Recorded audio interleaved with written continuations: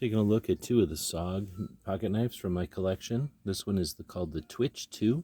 This has aluminum handles. It has a tip down carry that you can flip to either side. This one has a back lock, which I'm a big fan of. Closes, and then it has a flipper. Real easy to open up. Also has thumb locks. Close it. Open it with the thumb locks, with the thumb studs, real easy. I believe it's probably assisted. It opens so quickly. And nice looking blade. Nice size. Super thin. And with the tip up carry, real good for practical carry knife. Next is the larger Aegis AT. This one is in green. Super nice lanyard hole here.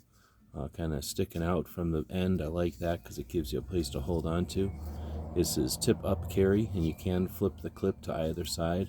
Got a nice, probably a G10 type of handle, very grippy. There's a lock on here, so it won't open unless you flip that lock.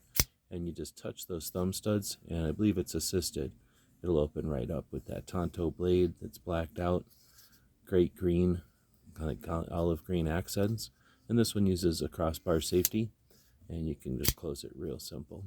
So this one is the Aegis AT from SOG, and then the Twitch 2. These are two of the SOGs from our knife collection. Hope this helps.